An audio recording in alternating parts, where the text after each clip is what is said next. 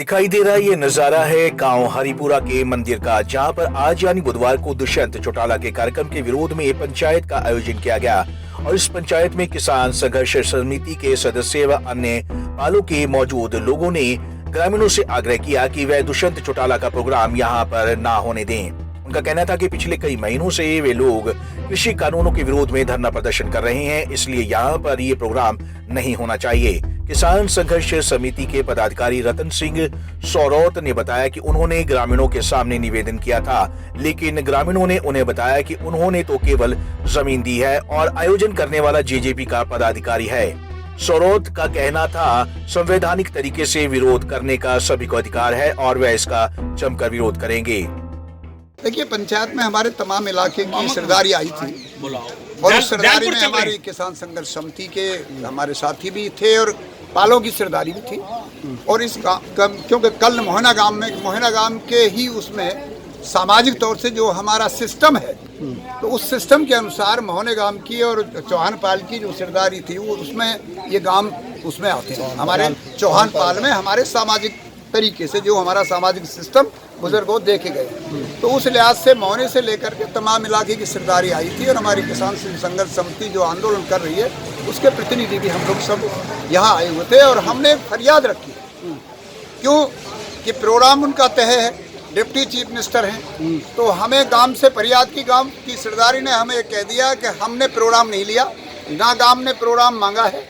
वो गांव से उन्होंने अपना हमें कहा कि भाई हमें ये जमीन, इस पे हमें प्रोग्राम करना है। तो गांव ने नेचुरल है, अगर किसी गांव में कोई कहेगा बड़ा भाई मुझे ये जमीन दे दी जाए, हम यहाँ प्रोग्राम करें, तो गांव ने कह दिया करिए आप लोग। ऑर्गेनाइजर जो आयोजक हैं वो दुष्यंत का वो अपने पार्टी के कोई पदाधिकारी हैं, तो बस्ती ने तो कह दिया कि भाई हमने उनको भरोसा भी दे दिया कि भाई ठीक है, आप हमारे यहाँ करिए।